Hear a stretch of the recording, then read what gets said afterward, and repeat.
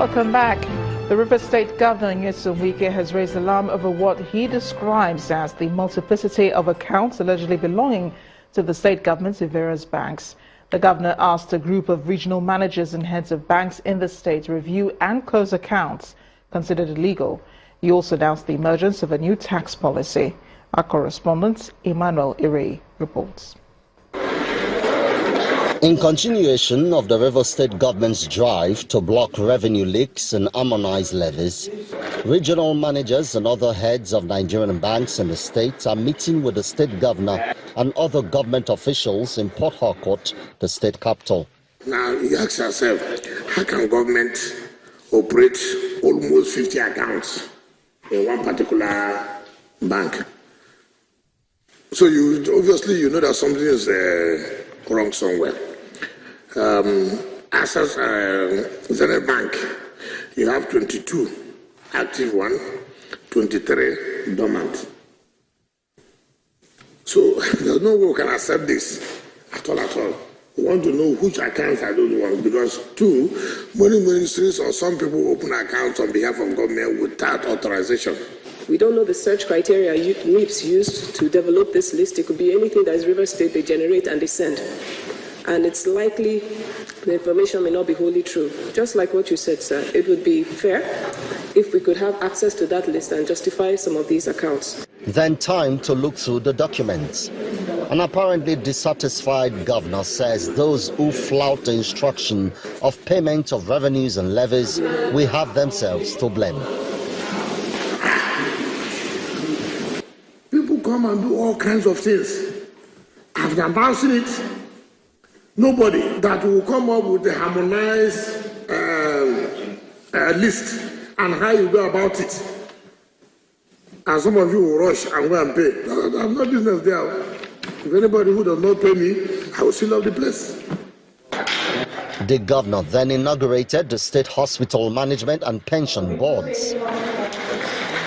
He also received the flag officer commanding Eastern Naval Command, Rear Admiral James Oluwole, who gave an assurance of the Navy's determination to continue to improve the security of the waterways in the Niger Delta.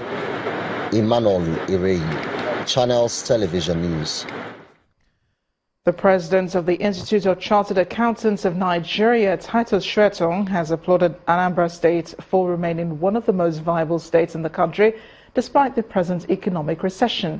Mr. Shweton believes that this could only have been achieved through adoption of the right economic policies and accountability and transparency.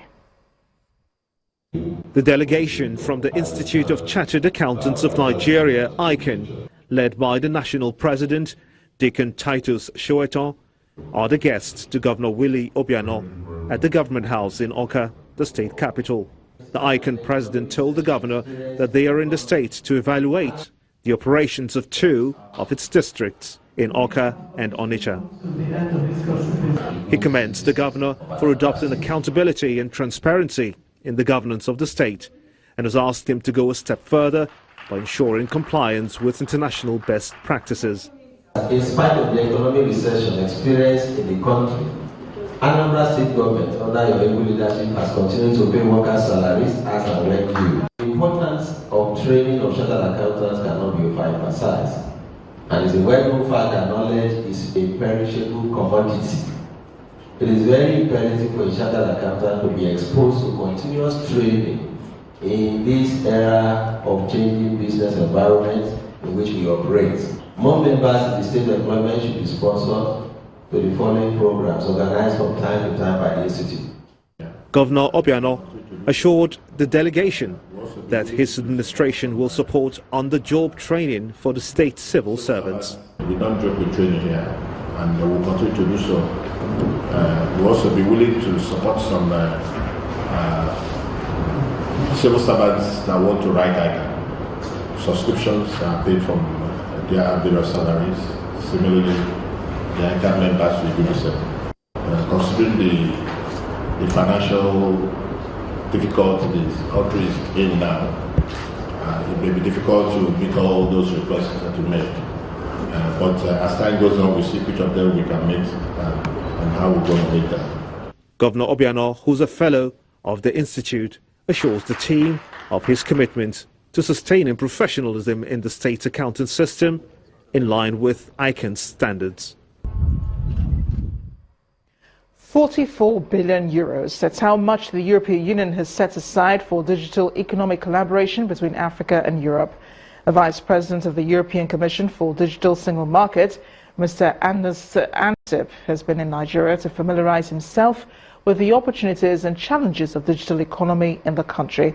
He believes that the challenges, when conquered, would lead to better integration for Africa and closer economic ties with Europe. The idea for the digital single market strategy championed by Mr. Ansip is part of the EU's plan to create a free and secure digital environment in which people shop online across borders and businesses and sell products across the EU wherever they are in the region.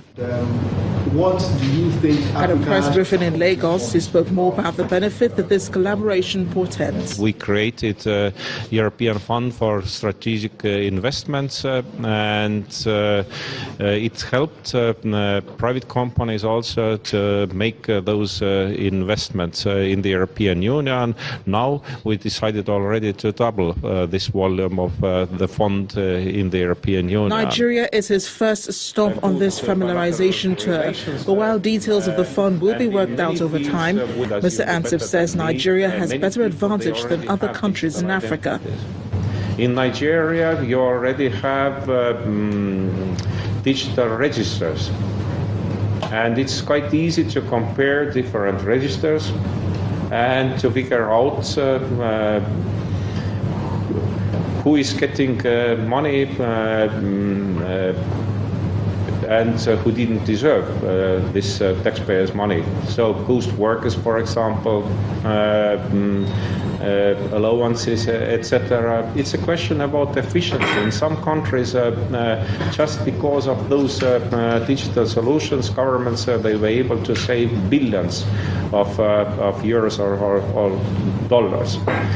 Not ignoring challenges such as Brexit, the lack of single currency in Africa, and unemployment rates, the EU is also very hopeful it will achieve its goal of breaking barriers to digital and e-government approaches in national and EU administrations.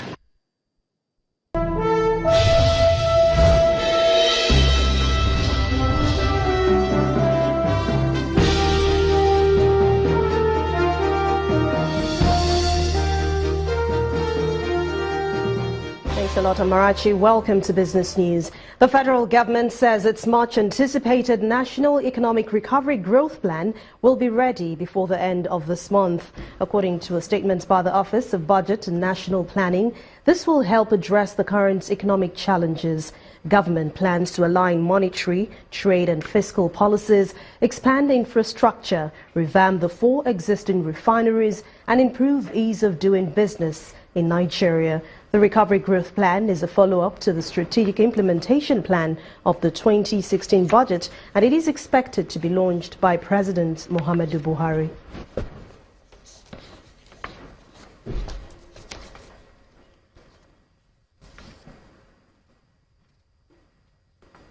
And he's reaching us now, just says the planned protest by some Nigerians to express their feelings over the economic condition of the country may not hold as scheduled after all. This is because the police hierarchy has asked the organizers of both the anti and pro-government protests to shelve their plans to avoid a breakdown of law and order. In a statement signed by the police public relations officer, Mr. Jimoh Moshood, the police authority explains it took the decision following intelligence reports that some groups are planning to use this opportunity to cause mayhem in the country. As a result, the police states, quote, that Innocent Idibia, aka also known as Two-Face, and his group are hereby advised strongly to shelve their planned peaceful protest or demonstration in the interest of peace and security. That the other opposing groups are equally advised strongly to shelve its planned counter protest and demonstration in the interest of peace and security. It says although the police recognizes the constitutional rights of every citizen to assemble and move freely in any part of the country, it is also cognizant of the constitutional responsibility of taking any proactive or preventive security measure in the interest of public safety, public order, public morality, or public health.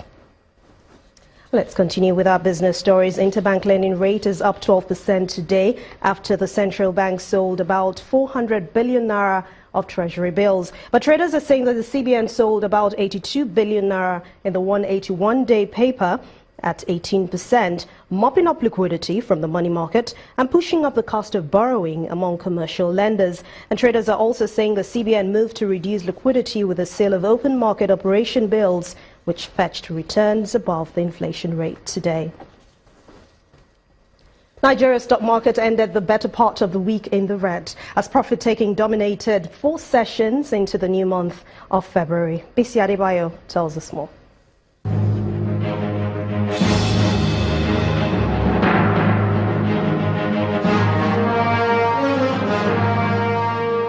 Hello and welcome to the Stock Market Reports. Today's trading on the Nigerian Stock Exchange failed to sustain the brief and only recovery recorded for the week on Thursday, as the all-share index fell by 0.51% to 25,802.54. Friday's session also saw the lowest volume turnover this week, with 144.62 million shares sold in 2,350 transactions for over 1.22 billion naira. Analysts attribute the lackluster performance to renewed profit-taking on bellwether stocks and negative market breadth of 22 losers against 8 gainers.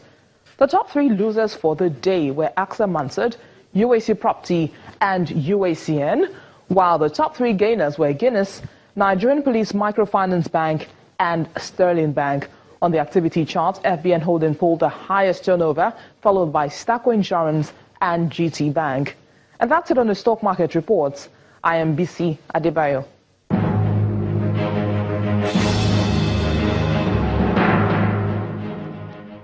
For U.S. major averages, they rallied at the markets today, with the financial sector leading the way. With more details from the Nasdaq market site in New York is VOA Channels TV business correspondent Jill Malandrino.